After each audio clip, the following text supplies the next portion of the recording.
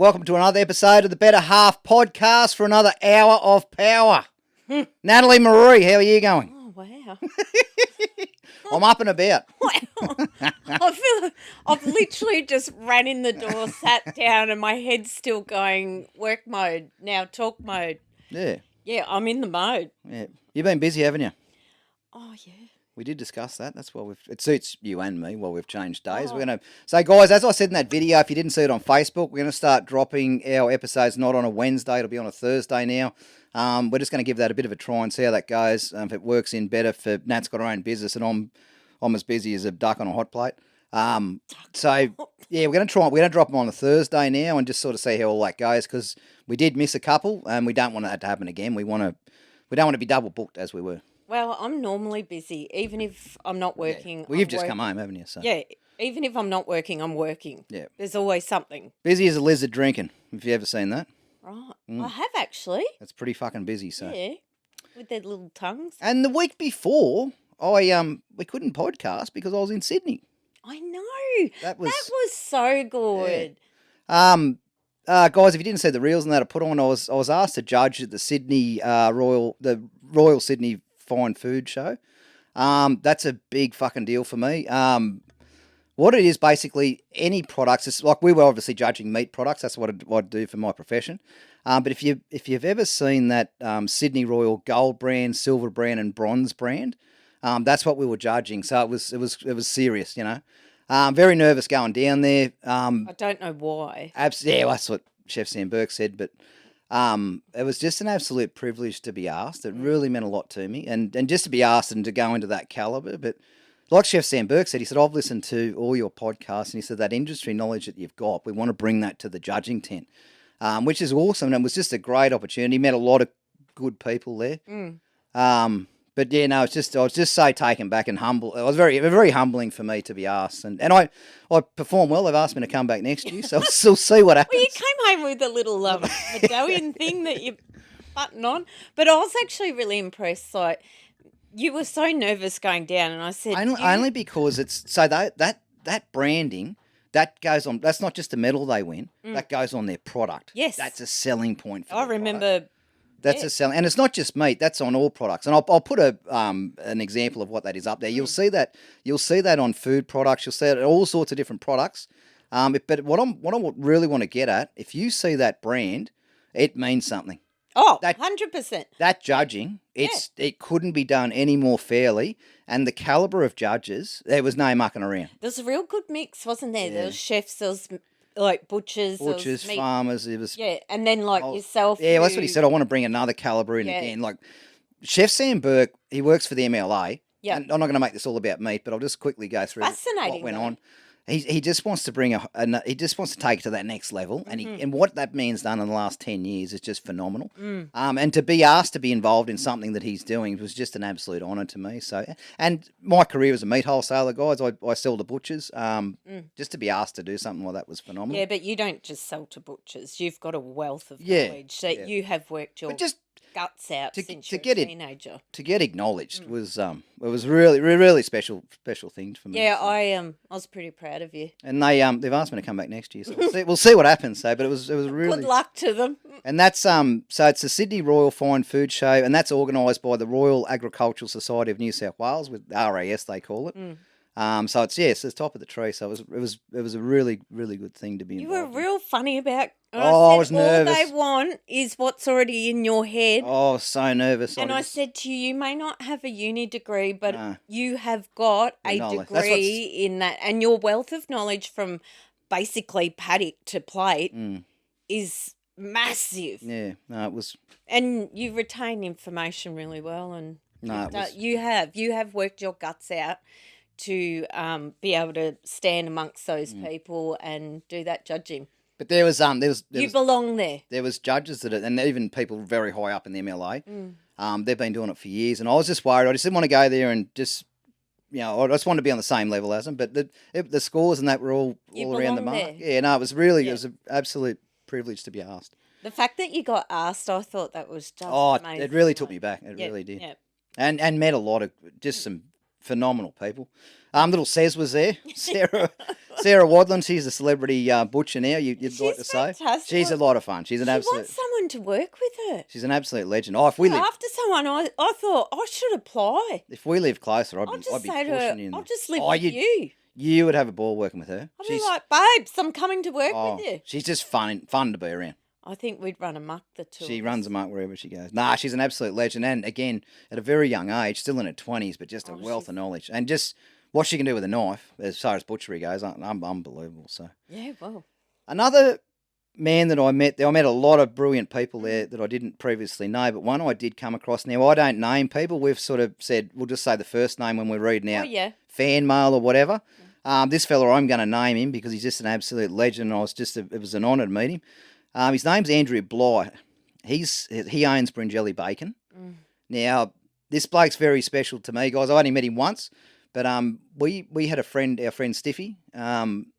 He passed away from cancer at the age of 34. Left behind a beautiful wife, 2 beautiful children. It'd be coming on 2 years at Christmas. It's still very hits. raw, and the kids are only 5 and 6. Yeah, a bit younger. Yeah, But yeah, it was tough. Still hits. Like, It's still. I'd hate to think how they're all feeling, but It's still very raw, and it still hits. What Andrew's done for that family as their boss, like, so Stiffy was working there, and his wife was working there. After he passed, he's just gone out of his way to just keep providing support that family, doing things he didn't have to do, and just just a brilliant human being. Like, I met him once, and that night I friend requested him on Facebook. I thought that's the sort of people you want to surround yourself with. yeah.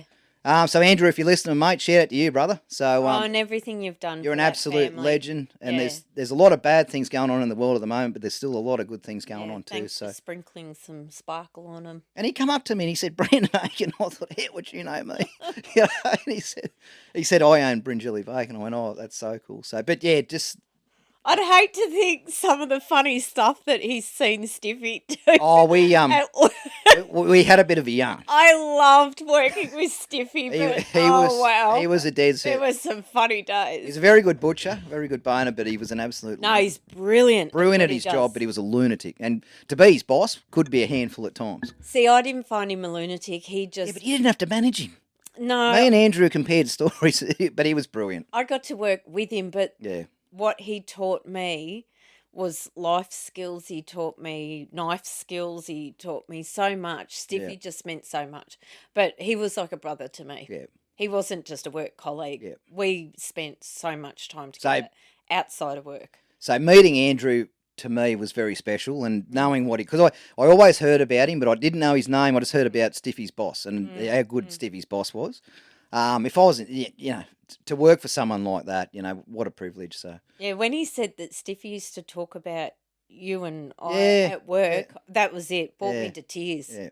I just fell apart. No, we had I had a really good yarn with Andrew, and it was really, really good. Well, that's great. it was that a he's- brilliant weekend. How uncanny that you're both in the same place. Oh no, he's been doing that for years. Has he? Yeah, there's a few of them there. Right. Matty Papandrea was there. He's been doing it for like Yeah. 10 years. The Fonz they call him. But yeah, no, it was so cool. Oh, good. Nearly got run over. Really? By what? So I get back. I stayed at the same place we Yeah. stayed at Meatstock. I won't name it because I'm Yeah. dirty on them. Oh, you're dirty. Hey, well, I got back there. Why? We'd had a massive day. And it was just a lot for me the whole day. I think it was almost like perfect timing. It was divine intervention that So came and got you and took you there. So we finished up. I went back to the room, made a few calls, did a little bit of stuff for work and that. And then I thought, what do you want to do? Do you want to go downstairs and get, where that Oh, place yeah, we in the went at? restaurant.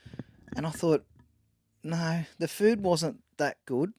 And I'm not paying $12 for a schooner. You can get fucked. The food was like, for me, it was good. But was it wasn't expensive. enough No, for it what was- I paid. And $12 for a schooner, I thought, Eh. I can go through a few. I thought, I'm not paying $12 for a schooner. And I was there by myself. So a lot of the people that were there were local, like they were from Sydney. And a few of the boys from Queensland, Yep. all like around the joint, everyone just sort of dispersed. Did their thing. And I probably could have caught up with a few of them, but I thought, no, I just like quiet time. I had to make a few calls and that. Yeah. So I thought, what I'll do, I'll go and Homebush, there's not like a Woolworths or anything there. Like, there's not a lot Well, of. we found one, I couldn't find but you it. said I reckon you didn't walk far enough. No, I did. Anyway, I jumped in the car, went over to the next suburb. Bizarre. Next suburb is Rhodes. Massive shopping centre. Right. I thought I'll find there, just get something. How'd you go? Something for dinner, grab a 6-pack of beers, go back to the room. Happy days. Go to bed. Happy days. Mm-hmm. And you know what Rhodes shopping centre's like? There's people going everywhere. There's electric cars. So I get in the car park, I get out, and there's these electric cars. Your brain would have been switched off. You too, can't hear had them a coming, full and day. there's Asians everywhere driving electric cars. Now, It's not just Asians. don't get on the race card. Oh, Brandon's racist. He said Asians. I've got a lot of Asian friends. A lot of very close Asian friends. Lots of people drive electric cars. Yeah, but this was Oh, high percentage of it. And what I will say is I love Asian people, but there is a percentage of them that are very ordinary drivers. So, and then when they're in electric cars, you can't hear them coming. They go, oh, it's So okay. I park it in. I'm always in a hurry. Like if I'm going somewhere, I'm in a hurry. So I'm in I turn around You're and not just in a hurry, you're in a huff. so I'm walking through. I turn around. I'm like a deer in the headlights, and there's this electric car that I didn't even know was there. And there's Bobby Mum. She's going, and I'm just like, oh, the poor thing. but you can't But hear if them she coming. was in a fancy car like that, it You should can't. have all the drone and all the cameras and the No, beepers and the... I was like this, and she's like, Yeah, but the cars go beep, beep, beep, beep because you're near it. it didn't for me. I couldn't hear it coming. No, she should have heard She that. would have heard it. I didn't. I turned around and I shit myself. But anyway, Well, you should be more mindful of well, where I you will are. next time. It's been a while since I've been to Sydney, and there wasn't electric cars when I You lived do there. just charge off. When we're Yeah. in the Oh, that- city, you that- just take off. That road shopping centre, though, fuck me. Like I lost you in Chinatown. It's like an ant's nest, you know. Look, Because when we go shopping, I'll be walking alongside him and I don't know how it happens. Next second, he's gone. In the crowd, gone, down the street. I have no idea. And he usually turns his phone on silent. So you ring him and that's useless. I need to put one of those little like air tags, like a dog collar on you with an air tag. you want to collar me, Yeah. Yep. I'm going to put a big dog lead lead on me you. around, Yeah. spank me, You can be my fairy. put me in a cage at the end of the day. I won't tell you what I saw on TikTok the other day. Anyway. Put you in a cage. Oh yeah, she's got her boyfriend that don't. lives with her, Mm-mm. and at Oh. night she puts him in a cage. I wish. You know how much I'd love to put you in a cage. Oh, but they do it for I don't know. Anyway, You won't get special treatment in the cage. he sleeps in the cage apparently. Yeah, Anyway, well, you can pee and poo in the cage. they're not furry. I don't know what they're normal people, but they just get in this. She likes to put him in a cage. Well, there's people that role playing like the blokes Yeah. like to be a baby and they put diapers on, No, they're or just- nappies and they- they suck on dummies. Yeah, and but they they're act not like they- that. They look quite normal, but they do fucked up things. I at night. don't But think anyway, that's normal. They well, might look normal, but that's not he normal. sleeps in a cage. Do you want to sleep in a No. cage? Claude'd sleep with you. Little Oh, I bet he sausage would. dog. He'd love it. I He bet he likes would. the cage. Something I did hear when I was there, I was talking to one of the boys there. This one really blew me away. Mm. I wasn't even going to bring it up, but I will. It just shows how tough things are out there at the moment. Mm. Barbecues galore, Mm. gone. There's a business that's been Yes, around. I've had my head up my bum, haven't I? Well, I didn't know either. Oh. I didn't believe him. I said, "Oh yeah, whatever, mate." Like I be- said, that big joint. I said it wouldn't just fall over like that. Well, to be honest with you, the last couple of times I've been in there, dead. Anyway, No one goes in there, I and they haven't got much going on. I had a look. Barbecues Galore entered voluntary administration and receivership in February 2026 after struggling financially and failing to secure a buyer. By June, the proposed rescue deal had fallen apart. Oh. The company announced a controlled closure of its 62 company-owned stores beginning from the 16th of June.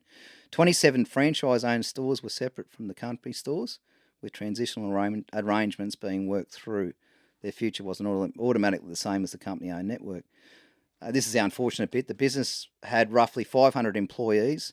The collapse was significant. It was a significant blow to retail jobs. I bet it was, the poor buggers. And they owe. I'm not going to say the figure, but it's out there if you want to find it. Yeah, so that's it. And people are saying, I looked up, how would that happen? And the typical things they say, cost of living and that people aren't spending money. I disagree with that. I think, and I saw this in COVID. Not like I said, I'm in the butcher style of things for work. What we find when there's financial pressure, we find our sales actually go up a little bit. Yes, meat, steer, and all the rest of it goes up a little bit. But people, unfortunately, the ones that suffer are the restaurants and people cook at home more. Mm-hmm. So barbecue and things like that is actually it goes up because people stay home. They don't go out as much. They don't want to spend money, but they'll think instead of spending $500 going out for going out Saturday night, I'll spend $200 on meat, cook it in a smoker or a barbecue or whatever, and we'll have a few drinks at home. That's how we'll do it. I think what it is, the level, like, remember when we were young, barbecues galore was big, and you go in there, you get your flat top barbecue, and you throw a few steaks on there. And But this is the thing. I walked in, and there's the big flash Barbies. Yeah. I can go next door to Bunnings. Yeah. And the average Joe Blow that just wants to chuck a snag on and a burger can go to Bunnings and get that's your baseline. But I don't remember I bought our barbecue, and this is what pulled me away from those style of stores. And nothing against Bunnings. If you want a cheap barbecue, go there. That's what their purpose is. Yeah. Barbecue School was a little bit the same. They had expensive stuff there too, but I think the level of retail in barbecue has just accelerated. Hasn't it? Barbecue itself has accelerated in this country. There's competitions now. There's meat stock. It's become very trendy barbecue, and people are getting right into smoking and that now. And rubs and everything. I think if you're into that sort of caper, the level has gone from here when we were kids to here now. And if you're still doing what you were doing 20 years ago, you're not going to cut the mustard with the likes of somewhere like Ace or someone like the level that they're putting out at the moment, and they're selling to professional like pitmasters. Yeah. Well, this is the other thing too. Is I walked in there and the service was average, so I can sort of see where they. Well, you got to sell your product. You got to show it off, and that's what pulled me away from that style. When I bought our last barbecue, I didn't buy it at the normal place I bought it. Yeah. Somewhere like Ace is perfect, and we had issues with it. Somewhere like Ace. You've got Ace Butcher and Barbecue Supplies out there at Penrith. If you're in that Sydney area, they've got a showroom. Now, like you said before, it's not just buying a barbecue, picking up, getting a flat pack, putting it together. Somewhere like there, you can go in their showroom. Now, this fella services Ace Butcher and Barbecue Supplies out at Penrith. They supply butcher shops. I know that. I serve all butcher shops. So they do all the specialist butcher stuff. They also specialise in barbecue. So he's selling to the likes of Nick from Carolina Smoked, Jimmy's Charcoal and Grill. Shout out to Jimmy. Jimmy's going to come on at some stage. Love you both. We love Jimmy. Appreciate all your support. But so he's selling to, and the big GC. Yes. He's selling products to competition barbecuers. Yes. He's selling products to top-end butcher shops. Brett Laws promotes a lot of his product. He's an ex-world best butcher. But the likes of those sort of guys. So, but what I like about the most, he sells to the professionals. But what I love is your average Joe, who's weekend warrior. Yes. He wants a new barbecue, or he wants to get into smoking, or he's never done any smoking before. He can go to their showroom, walk in there and say, "This is what I'm looking at doing. Help me out." And they, like I said, he's got everything. He's a specialist in butcher, and even if you want to start butchering, they can give you all the gear for butchering. They can give you all the gear for barbecue. But they've got a strong industry knowledge. Like they're competition barbecuers. They sell to the competition barbecuers. But they also do demos. They do demos there. So the everyday person can actually watch. They simplify it for them. Brett Laws does demos. Yes. Nick from Carolina does demos. Jimmy's Charcoal and Grill, he gets around there. They're professional caterers. We're talking about the best of the best in the industry. They're high caliber competition barbecuers and caterers. Yeah. So he's got a big range of barbecue gear, all your rubs, your sauces, and again, I know there's a lot of rubs out there, but you'll see a lot of these places. They're all the same rubs. The access that you've got is the same rubs as what the blokes competing with barbecue are doing. So you can excel you can have access to the same products that these competition level guys are doing, and you've got the likes of Hardcore Carnivore rubs. You've got the big GCs, got the Heavenly Hell rubs in there. There's a massive range of stuff, but it's all the right. There's no shit in there basically. It's all. But the biggest thing is you've got that expert level of service. Correct. and advice. You can walk in there and go, But they're relatable too. exactly. Oh, go in, Like- go in and ask for Dean and his Yeah. crew. You can go in there and say, I'm having trouble with this, or that's not working, or I'm using this type of smoker. Is that right? They'll put you in the right direction. I think that's what is the difference at the moment. And that is the huge difference, because I've walked into Ace. Yep. And I've also walked into Yes. Yep. other places. Yep. But that's the difference that I found was straight away, and why I said they're relatable and they're approachable, Yep. is that they speak your language. They're not trying to like be something that they're like, more caliber than you.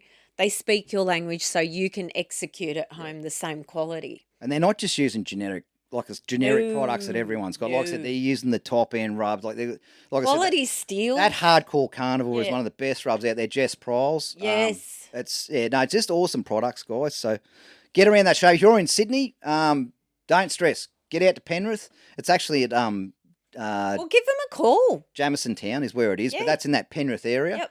I'll put all these details up there now, guys. Now, if you don't live in Sydney, no problem at all. There's an email address. All the details are up there now.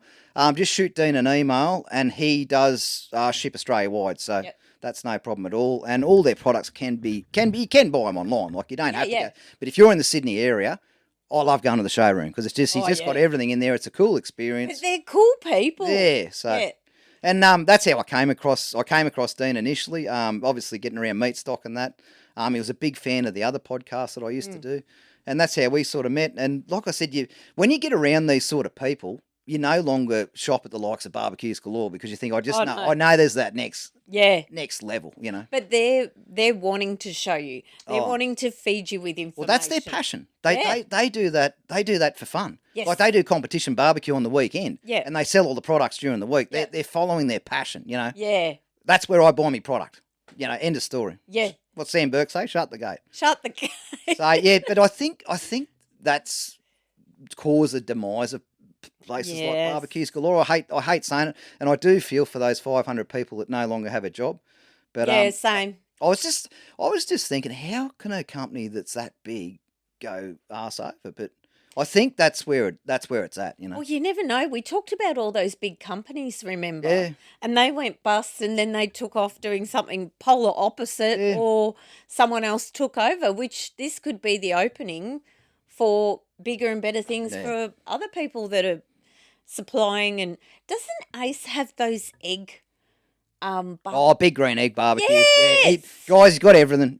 Just if you're in the area, jump online, have a look. If you're in the area, jump in the showroom and go and have a look. It's just so good. Guys, that's not sponsored. No. Dean's just been he's a friend of the podcast, but it's not sponsored. But just if I want to put you in the right direction, have a great experience, go out and see him. Plus, he's surrounded by a lot of people that we know. Yeah. And they are the best at what they do. They are the best at what they do. So Yeah.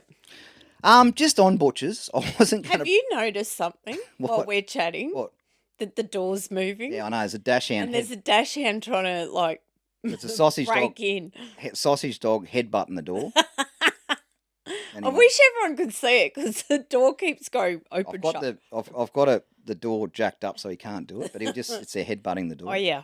He's determined, that one. Don't get a sausage dog, guys. They're bad. No, they get out too because someone doesn't lock the gate.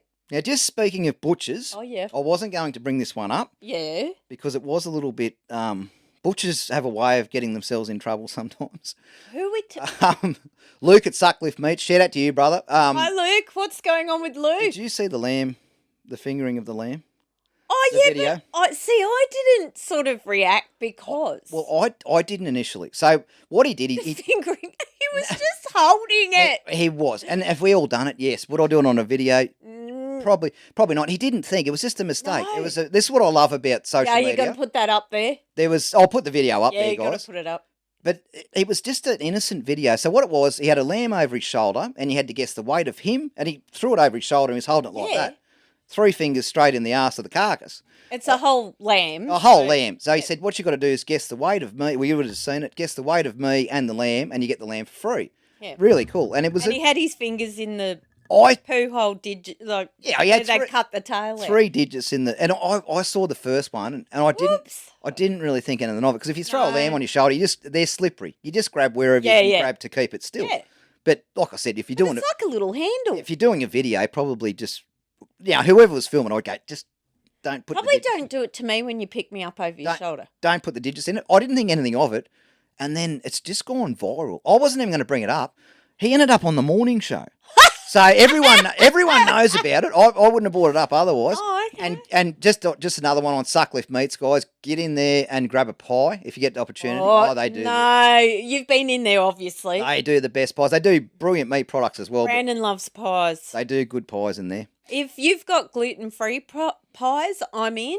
But Brandon is a connoisseur of pies. Yeah, Sucklift Meats. Get around them, guys. Yeah. But what I found... Where are they? Look, they've got stores all over the joint. Okay. I'll pop that up. Yep. And that's not a plug either. That's just I just couldn't believe how viral this video went. So he ended up on the morning show because I saw it first. This is just normal in the meat industry. It's gone overseas. He's on podcasts in America. They're talking about having a laugh. What's that? So when I first saw it, I didn't think anything of it. I just kept scrolling. Yeah. And I went back and I read the comment section. So he just got absolutely dusted up in the comment section. Some of the comments, I could imagine actually because everyone would get quite excited over that. I'll just run through some of the comments. This is what his customers said. So sometimes these viral posts are funny. Yeah. But the comments are funnier. Oh. So first comment. This is just a few that I skimmed through the first few. Tried this with my wife. Got punched in the face. I hope you took the lamb out for dinner first. Oh, that's it. Look, g'day, Luke. Do you mind not finger bashing my dinner, please? Appreciate it. Oh! Do something you love and you'll never work a day in your life. Oh, good on you, Luke. You're doing what you love. The lamb will be lighter now due to losing its dignity. Valentine's grip won me over. Valentine's. The Valentine's grip. Yeah, no. That's a handful. Did you ask its name first? Oh. Giving it the old bongate. The what? Bongate? Bongate, I don't know what that means. Tell me you're from New Zealand without telling me you're from New Zealand. The New Zealanders, they don't miss them in Australia, do they? No. And hey, shout out to all the Kiwis out there. We've got a few listeners down there now. Haven't we? Yeah. Sup, bro? Kia ora, I think it is. Yeah. Is it Kia ora? Kia ora. Yeah, Morgs will tell us. Oh, see, I don't know that. I just know sup, bro. Yeah, bro, yeah. Yeah. Shout out to all the Kiwis that are listening and following us. We really appreciate all your support. I love that. We certainly need it because we're just kicking off. And we, like I said, we're trying to build up our followers and subscribers and all that. So, guys, if you're listening to this, please subscribe to our Facebook, Instagram, TikTok, and obviously on Spotify for the podcast. Really, and YouTube really helps us out. Get the cogs turning. Well, we do. I've gone from having thousands of followers back to zero again. So we're building it up, but it is fun while you're building it up, like watching your followers. It is. I just really enjoy seeing who's following us. Yeah, it's so cool. And, I just hope everyone's enjoying it. Yeah. So, yeah, guys, if you can subscribe. Sometimes I don't think I'm very interesting to listen to. So I just hope, obviously people are interested. A lot in the States too, which is cool. So yeah, that is cool. Yeah, shout out to all the guys over in the US. Oh, so this poor guy, Luke's really had a bit of a time with that. No, he's gone from... Good thing he didn't pick it up. It could have went one of two ways. Well, he could have picked it up from behind. But that video... And then that could have gone. It could have went one of two ways. It could have been a disaster, but it's turned out the publicity that he's got out... You've got other butchers doing it now, trying to copy. But yeah, shout out to you, Luke. You're a bloody legend. And he got on the Today Show and he didn't take a backward step, No. So that's awesome. Good on him. No, but it just goes to show that social media is something it can just go boom. Oh, there's so many ridiculous things that I've seen done with, tails off pigs. That, there's... the guys turn them into things. Yeah. And butchers. Yeah. Butchers, like I said, butchers always find a way of getting themselves in trouble sometimes. I found the funniest was we had all this meat hanging in a chiller. Anyway, like hundreds of bodies of meat hanging in the chiller ready to be processed. And we had this guy who was a little bit simple working for us. And it was lovely, but very simple. Yeah. Anyway, one of the other guys, he got in under the bodies and was crawling underneath. And this guy's walked into the chillers to push out some bodies into the boning room. Mm. Anyway, and this guy made the body move. And all we saw was this young guy screaming through the chillers. And I've gone, what's the matter with him? And he's going, it's alive. And he goes, no,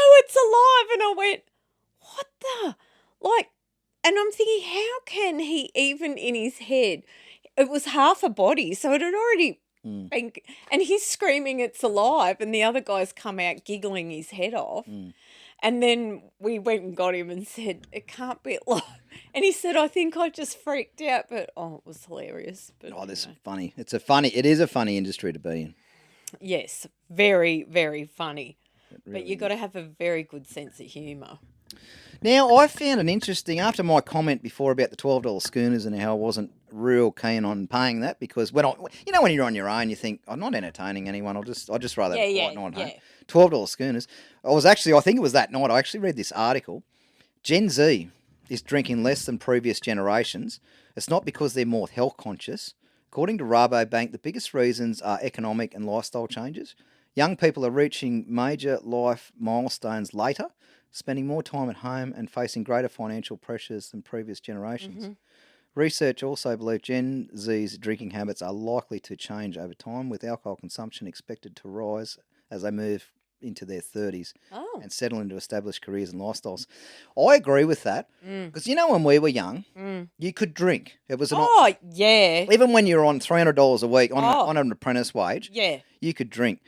I think it's just, look at the price. And it's the government taxes are fueling this. They're not drinking as much. But the other thing too, and I hate saying it because we've got daughters, there's other options out there now. A lot more other options than what there was when we were there. Scary. So, and this is where I hate the cigarette tax. They've created a black market. So I don't want to get onto government stuff, but they created a black market on that. Yeah. Because people are all buying black market stuff now. They're going to do the same thing with alcohol. Because these teenagers, if you want to have a proper night out on the piss, you're looking at $500 or $600. Oh, easy. They don't have that. Or they get the hard stuff and they shot it so it hits hard. Or it's sad. It's not pretty. But I think that's what it is. I don't think it's health conscious decisions. I think it's the cost of everything. Well, actually, I've spoken to young people and they are saying, I actually don't want to drink that much. I want to go out and have fun. Yeah. But they're actually saying, I don't want the downtime afterwards and the hangover. Olivia's doing that, so I think that's a good thing. It's pushed her away from wanting to drink. But there's also the other side that are going, I don't have $500 to go out and get blind, but I do have $20 for a pill. Oh. I can have that, and I can be off my guts for 2 days. Yeah. And that's what they're doing, unfortunately. Yeah, they're getting other Some stuff. are, not all, but no. It's just, I think that's interesting, and I think it's one to keep an eye on, because it's 100%. Drinking's not good, but it's better than, like I said, there's a lot of other alternatives out there now that aren't probably There's so much accessibility to other things. Well, that wasn't there when we were young. No, we weren't really. Bit of the old ganja, that was about it. There wasn't many other options. Now, we'd rather sit and have just a beer. We did. We used to sit around I loved it. Backyard parties and that. A VB and we'd do a sausage sizzle. Remember that? But, I saw that. I thought that was interesting. Yeah. But it is a different world now to what we grew up in, unfortunately. It's a scary world, actually. I think it's a little bit more intense. It's so fast-paced. And there's so much access to each other very quickly like that, like within an instance, that you know where someone is, you know where they're partying. Yeah. You got to be so much more careful about, like, if you're at a party and you don't want people knowing that you're there or that there's a party going on, don't post photos. Or turn your locations off. Or, well, even then, there'll be someone else taking a selfie. Yeah. You're in the background. Next second, everyone knows where you've been, who you've been kissing, what you've been drinking, what you've been doing. That actually came up because I researched that because I get fascinated by it. I see an article and I think, I want to look more into that. They said that also. They said that the other, like you got the financial thing, other options. And they said the other thing too. You know when we could go out and you get blind, drunk. No one would know what you've been up to. Spewing out in the backyard. There was no phones. Nope. There was normally no parents. Yep. We had a few at mum and dad's. Yep. When they used to go to Tamworth. And at Aaron's. Shout out to you, Mum. We did. We looked after your house. We used to play up. Yep. I looked after but your sister. You could be rolling around in the backyard drunk, and there was no way of taking a photo. Like. But now, they just go click. Oh, look at that. That's Brandon. Oh, look at that. Brandon's. Or if there's someone there that has got, a bit of a bone to pick with you, They'll take the photo and keep it there for yes, later. they will. Oh, yes, they will. And they'll come back at you. Are you getting on with? Yeah, it's nah. Yeah, it is a different world. So I do understand it. So it's that's why I say it's so intense, but it's so fast paced. Like we weren't living that fast pace when we were, from, I suppose, let's say 12 onwards. Even the younger ones, it's fast paced, but from 12 onwards, I reckon it's. But get with the program sort of thing. Otherwise, you'll get lost. That article came from the big alcohol companies saying that Gen Z, it's cost them millions that they're not drinking the way that our generation. Yeah, and I think that drinking culture is slowing down a little bit. I've noticed that in Australia. It used to be a massive drinking culture. Yep. It's not so bad anymore. No, and I've been out and seen. Like, I actually have been to the nightclub, done all the things now, and I've seen some of the young ones. They have a few drinks, but they're not crazy. No. But then you'll have another group that you just wonder whether they've been drinking or doing something else. Well, that's what I said. Because they seem so spaced out. Yeah. And they're just like full on. And you think, oh, you don't even know what you're doing, love. No. Like, I had one girl literally running her hands all over me.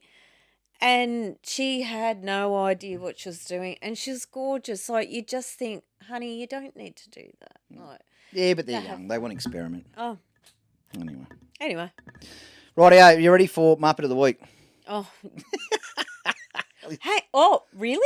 Yeah. We got Muppet of the Week? We have got Muppet of the Week. Okay, I was going to talk about my toe. Oh, you get. I have to. Does Nat have gout or not? Oh, we need a whole segment on this. Well, it was discussed on another podcast. It was, amongst a whole heap of butchers. There was 4 butchers on the Meat Game podcast. And they haven't stopped talking about it. First it was that I interrupted the filming of that podcast. Totally stuffed it up, and the editing was a headache. It would have been a fuck, yeah. But Mickey Hayes' podcast was just on point. I thoroughly enjoyed the listen. He's an absolute legend, Mickey Hay. Yeah, but, I stuffed it up because I rang up to ask Mark about gout because he has gout. And I wanted to know all the symptoms and everything because he's got it all over himself. Anyway, so he diagnosed me with gout in my toe. Then that became a talking point. I don't know how I became such a talking point about my toe with a bunch of butchers again on another podcast. On the Meat Game podcast. With the Meat Game podcast with Trenchard and who else? Mick Hendrickson at Stroud. Shout out to you, brother. Anyway, so Mickey T at Snow and Sons. I think Mark took the glory because he kept talking about all the gout he's got all through his elbows and hands and knees. Anyway, he went on a rant about his gout. Mark, you probably need to look at what you're eating. It's lollies. He loves lollies. And he come in and said that. Anyway. It's the pectin in lollies, they reckon, causes it. So, you get those soft lollies, the chewy ones. Yeah. They put a thing, it's called pectin. Yeah. And apparently if you get gout, it's no good. Someone like Mark, it's not good. Well, Mark said I ate Chinese. I thought, I haven't eaten Chinese in years.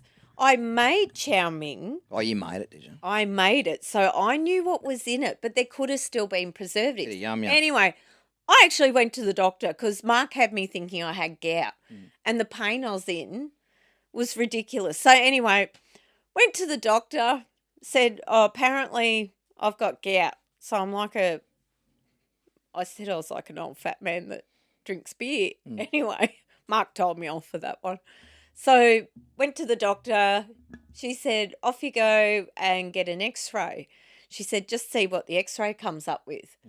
Because she said, it's not really presenting like gout. I said, really? I said, well, Mark diagnosed me. Mark Field diagnosed. It is gout. Don't you know this? And she laughed. Anyway, she had a good look at my toe. And she said, don't know. So anyway, off I went, had the x-ray done. Then you have to go back for the conclusion of what the x-ray comes up with.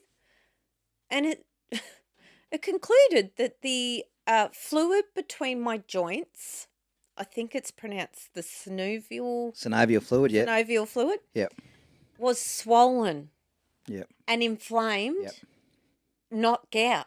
No, and that happens in animals too. So here we are, everyone, just making sure everyone knows I do not have gout. My diet is pretty good. That is good. I have a very clean diet. I barely ever touch alcohol.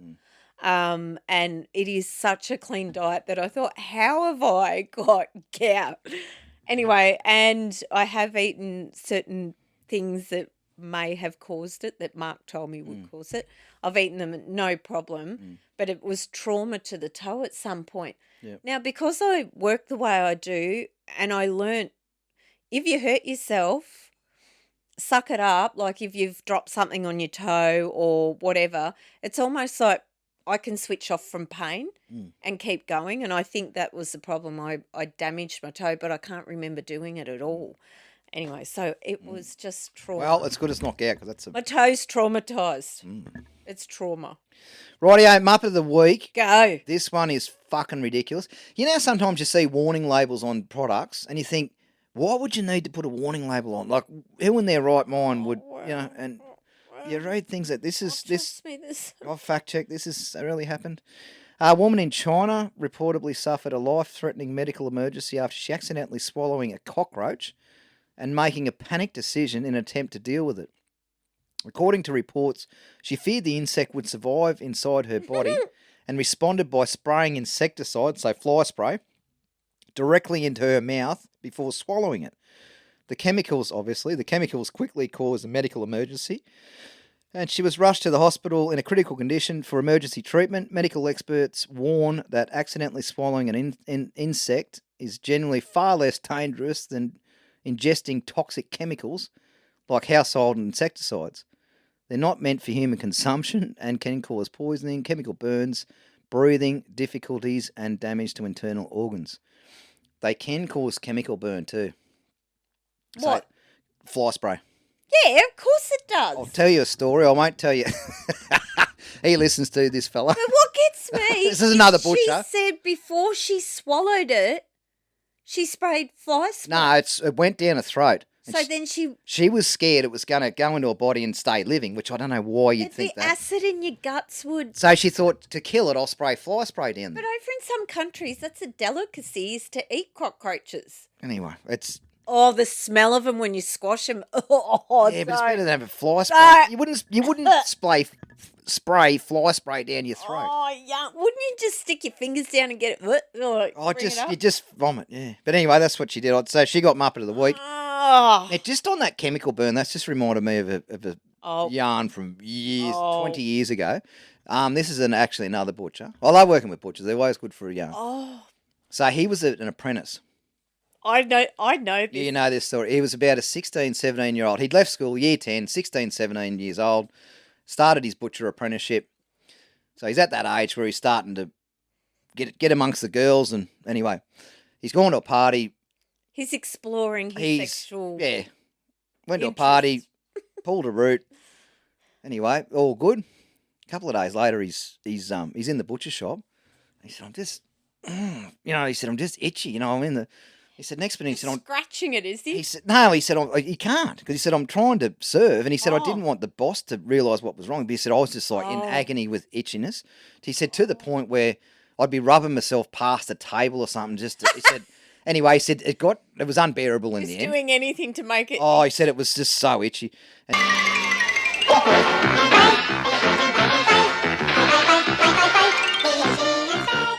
he said it got unbearable in the end, and the old butcher's picked up on. He said, "What's wrong, champion?" He said, "There's something wrong with you." He goes, "I've got a bit of a problem," but he said, "I don't want anyone to know." He said, "What's wrong, mate?" He said, "Just talk to me. Yeah." Yeah.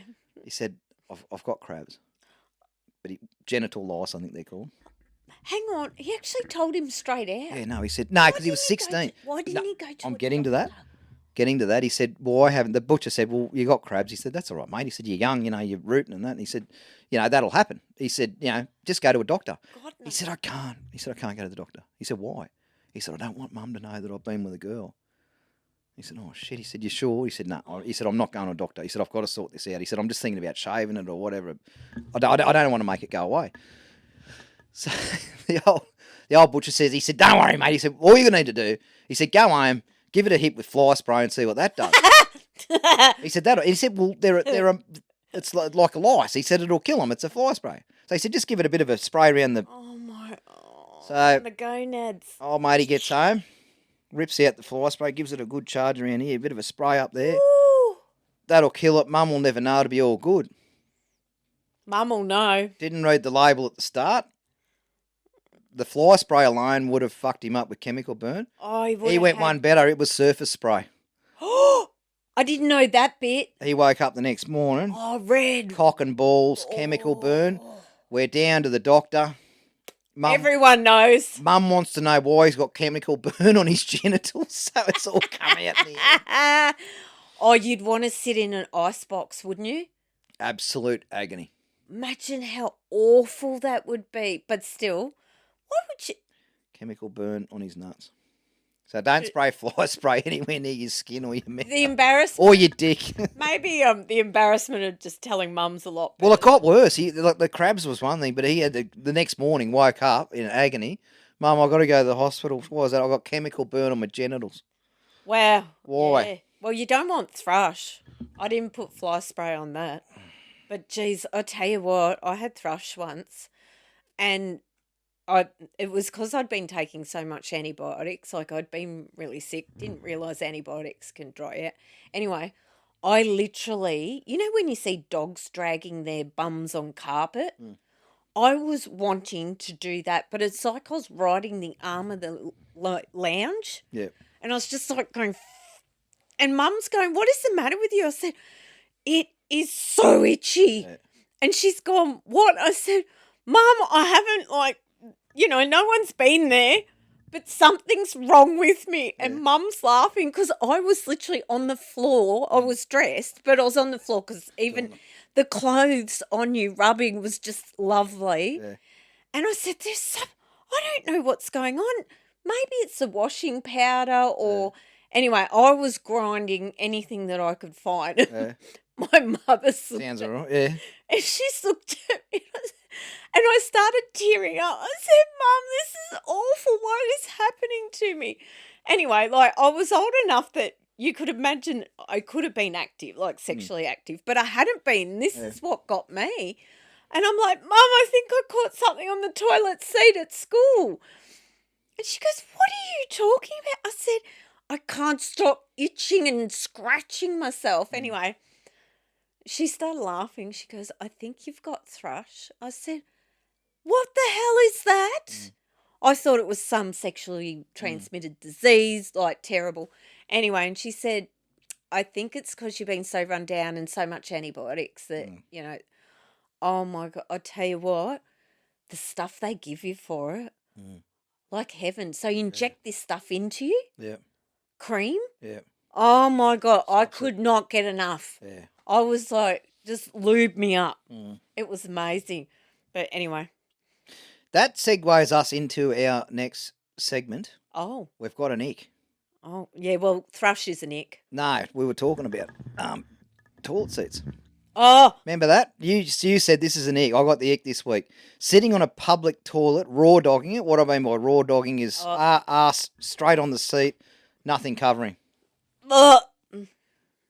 I usually just put a bit of toilet paper around the I put a lot. I do a full down the sides because a lot of toilets, men dribble pee down the sides. Yeah, I just think there could be anything on there. And I'm like you. I just think, I don't know if you can or you can't, but you think, I don't want to sit down there where some dirty fucker's been there and you catch thrush or you catch some sort of STD, but then you got to come home and say to your missus, I caught it on the toilet seat. Yeah, but it's not just that. It's people pee. Yeah. Why do you want to sit on something? Or spit on it And what I find too, is people wipe their back end after they've passed stools. Yeah.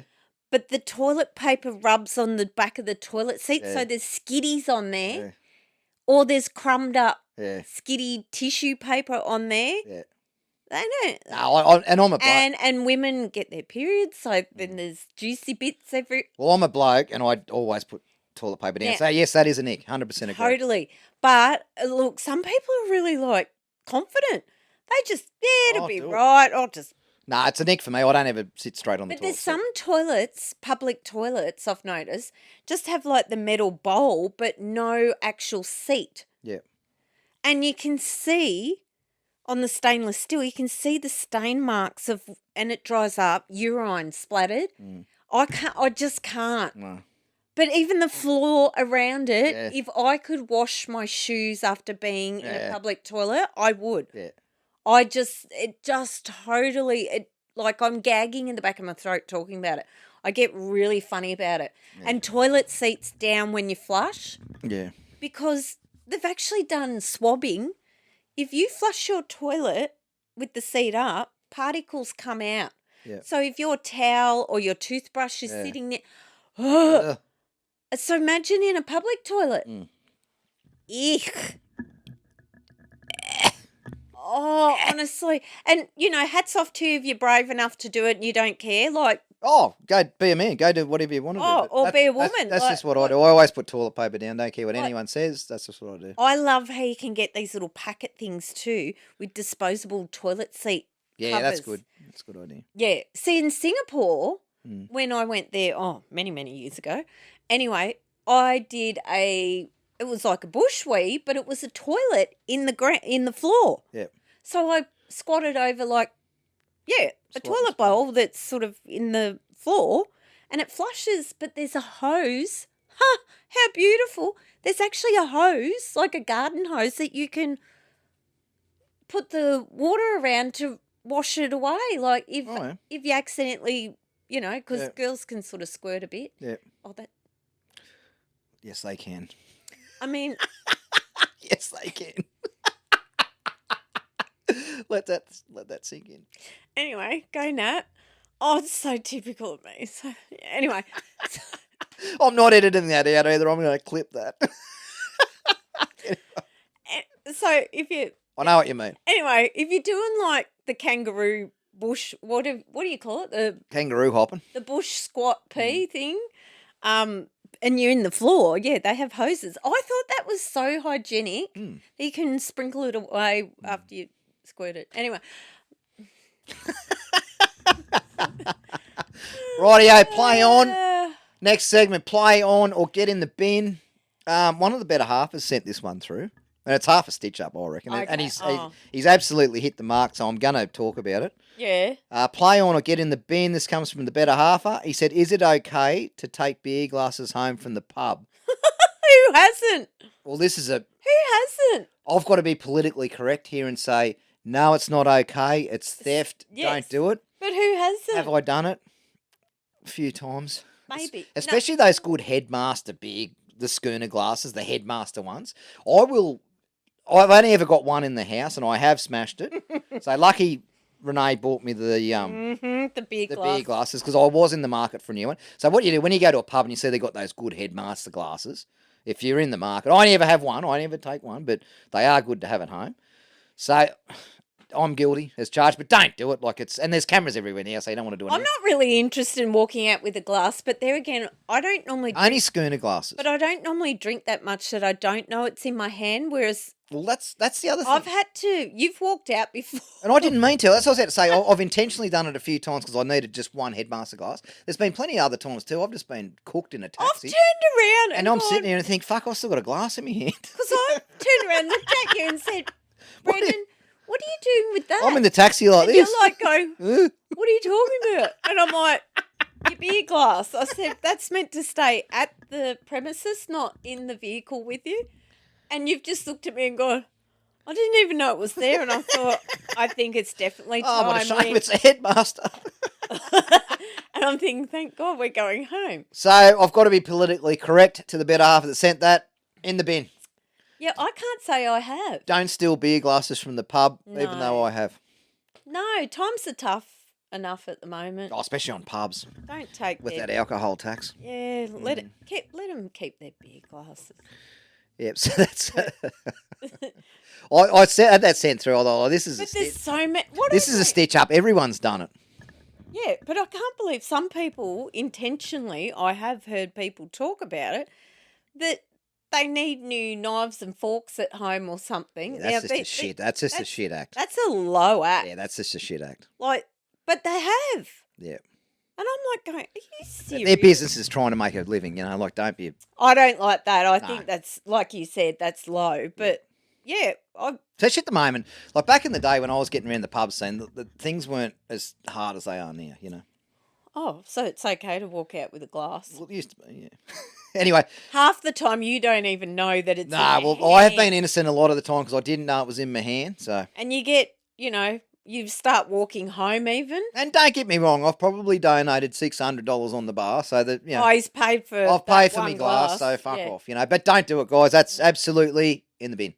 No, and I hate having random glasses. I like having matching. Yeah. I don't like. Yeah, but if one good headmaster glass in your cabinet's always you're on a win. So. Oh, wow. Wonderful. Rightio. Oh, here we go. You ready for it? We are so ready for it. You ready? It's showtime. This one's a belter this week. Oh, okay. Alan Stevenson has kicked a goal this week. Bless his soul. Rightio, let's do it. Stevenson's corner.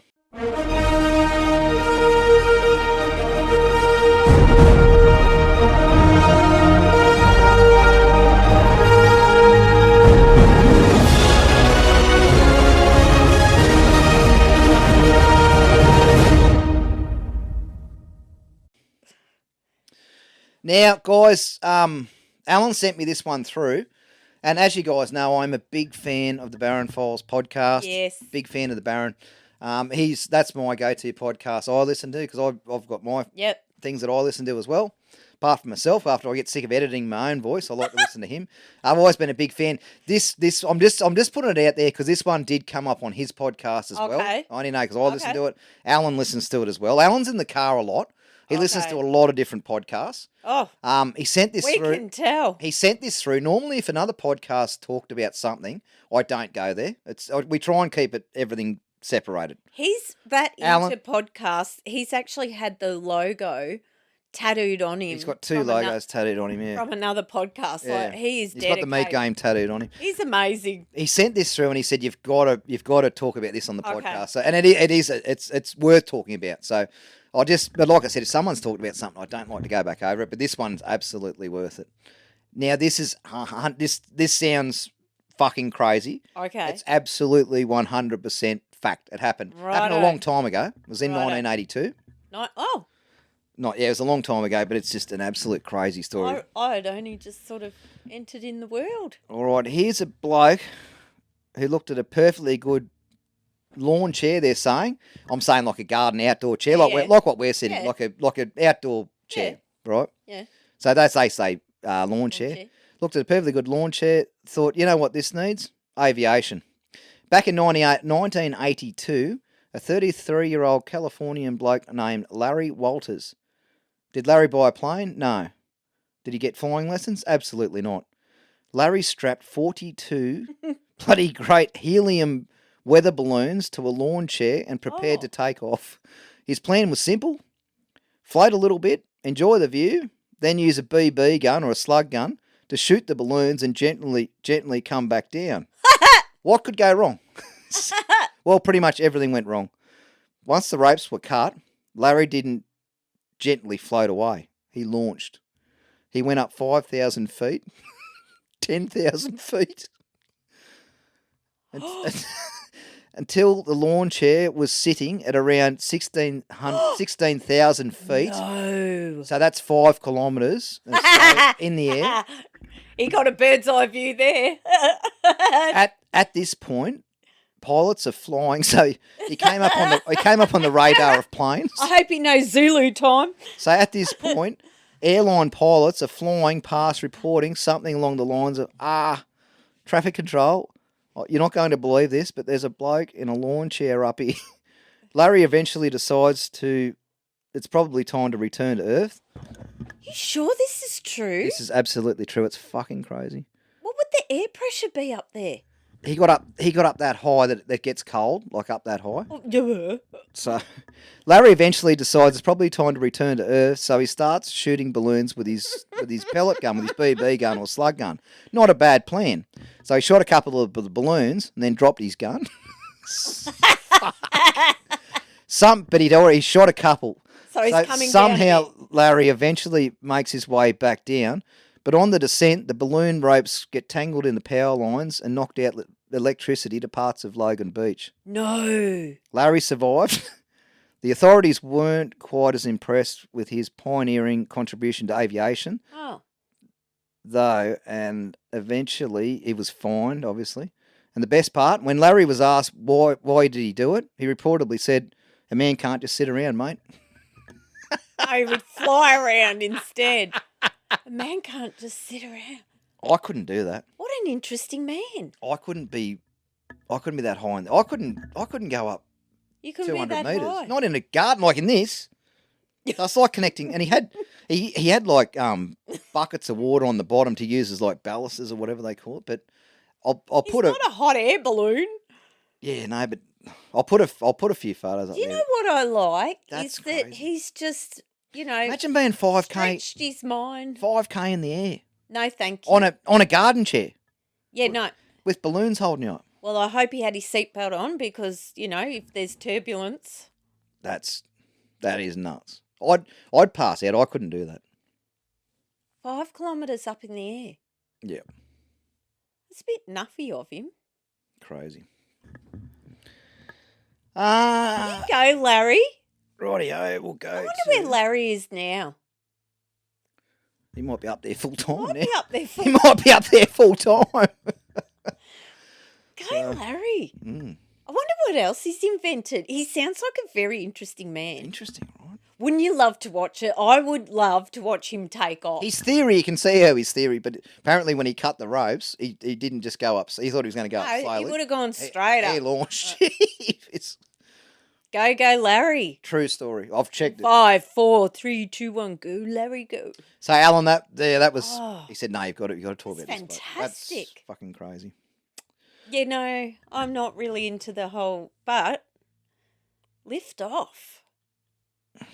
He's fascinating. The stupid part was, wouldn't you attach the gun thing I just wouldn't to do it. you so you don't drop it? I just wouldn't. I'd say, Larry, Larry didn't think that bit through. you're on your own here, champion. I'll stay on this chair here on the ground, and you. I do find it See, fascinating. I wouldn't even go in an air like a balloon. No way. Really? Nah.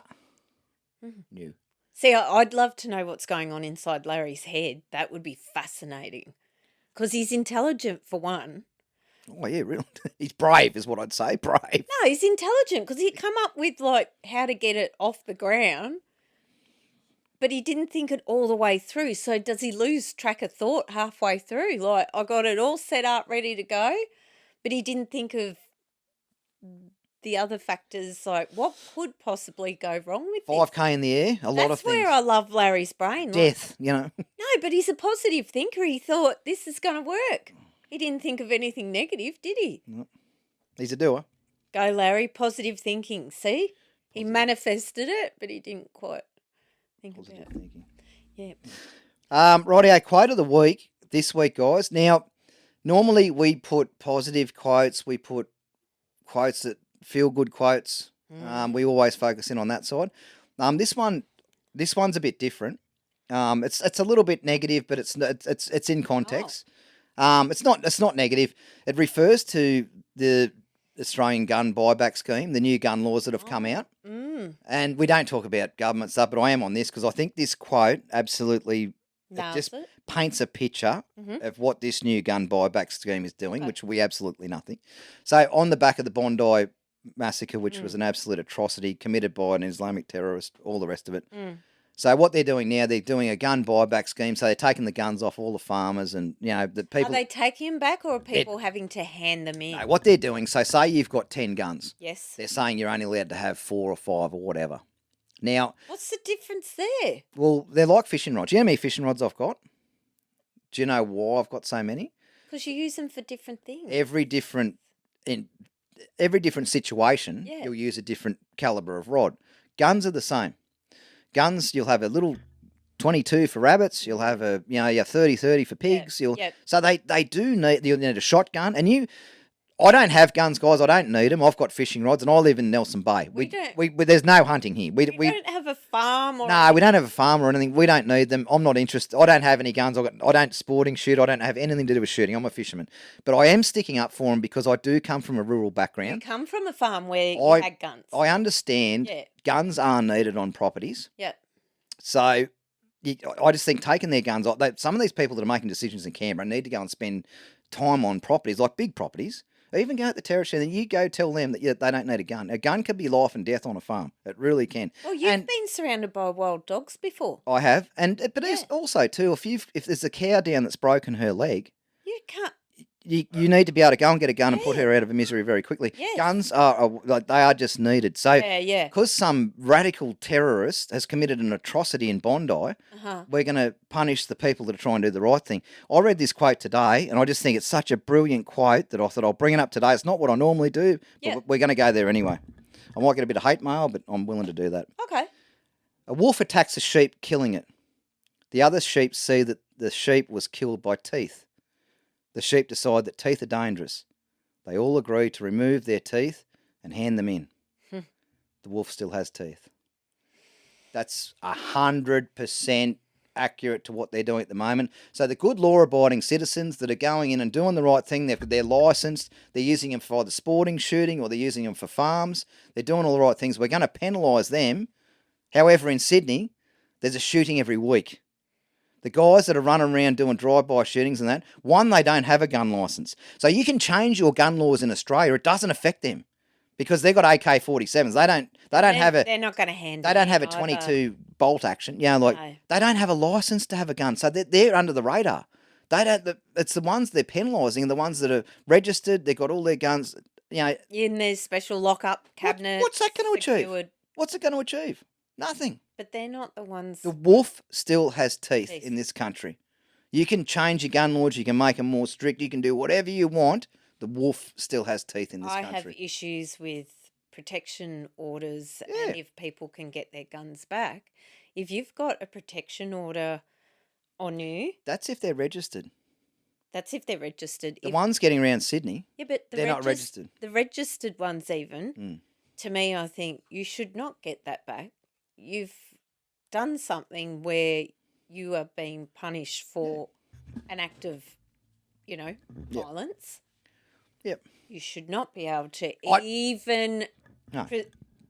I agree with all. I think it's got to be regulated. 100% it does. And you've got to be psych tested and all the rest. And if you've had violence or anything, the first thing to do is take your guns away. I 100% agree with that. I'm not saying just hand anyone a gun. No. But all I'm saying is that the people that they're making the laws more strict on aren't the ones causing the trouble. They're the sheep handing in the teeth.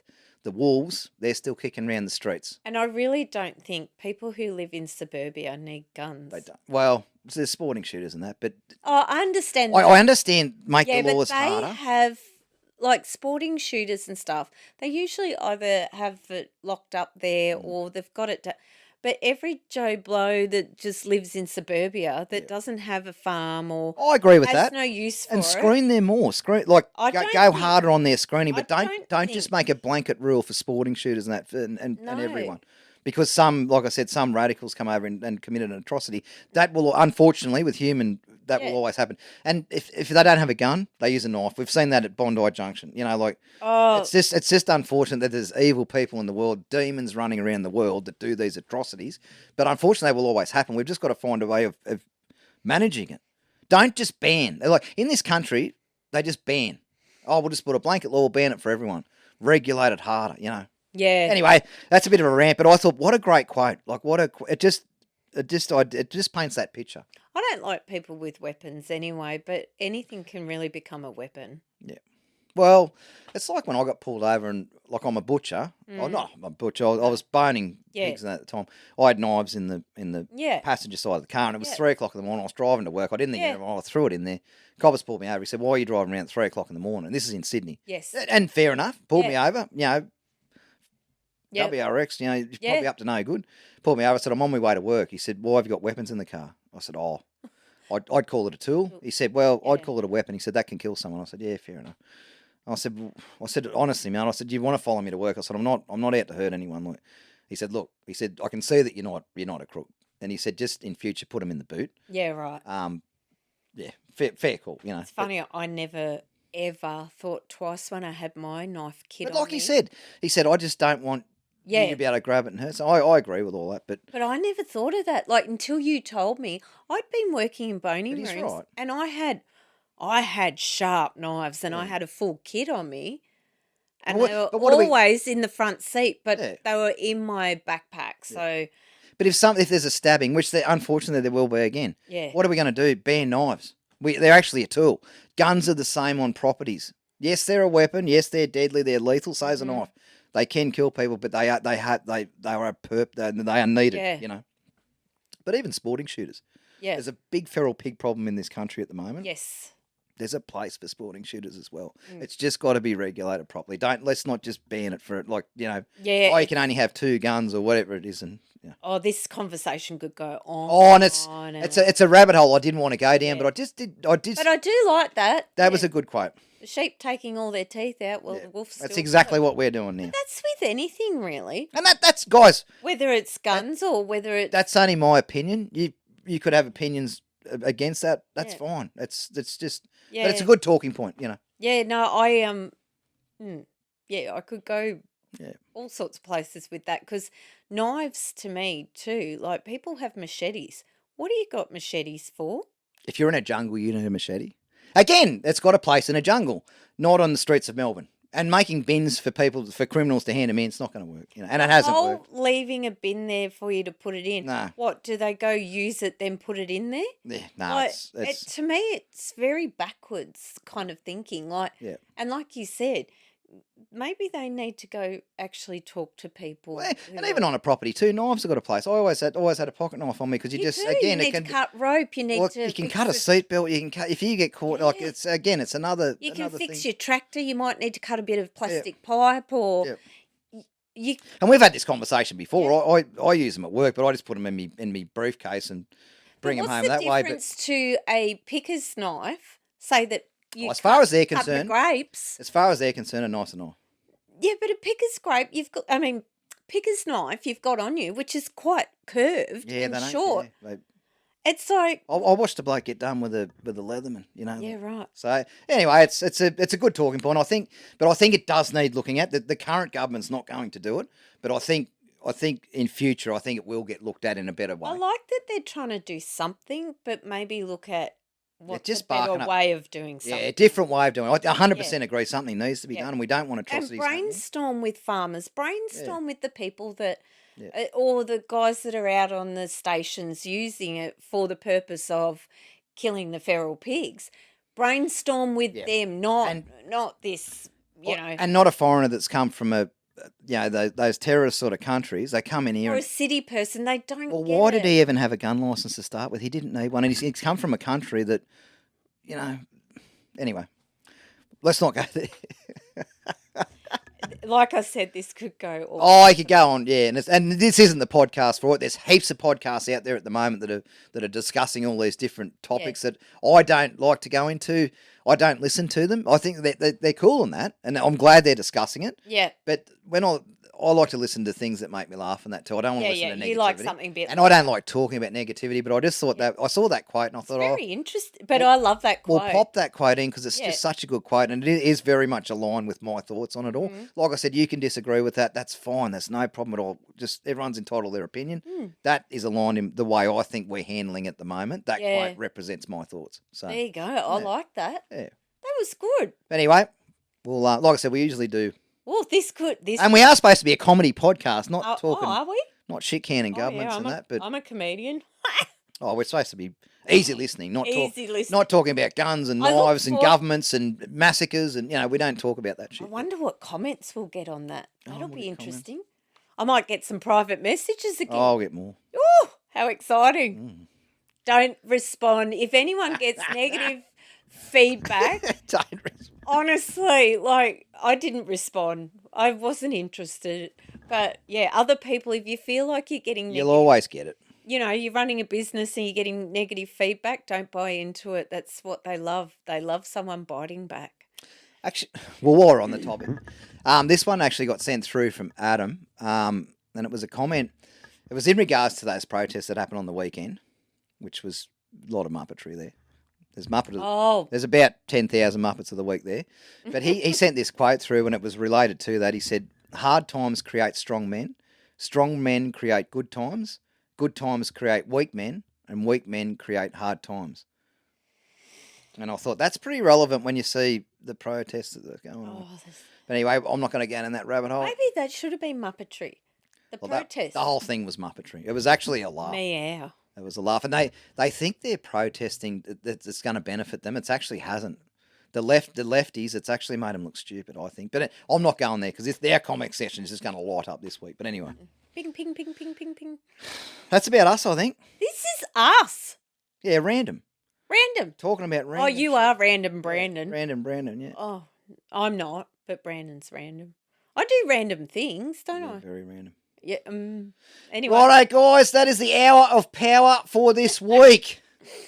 I hope you got nothing else to report. No. No. That I can think of. No. Just we're going to make Thursdays great now. Yeah, no, we'll be dropping on a Thursday now, guys. Hopefully that works in with us a little bit better so we're not missing weeks. The last thing we want to do is miss weeks, and we just want to get one podcast out a week for you guys to listen to. So Sounds good. Righto, guys, we'll Like be back it. next Thursday. Have a brilliant weekend. Be good to each other. Bye for now. See ya.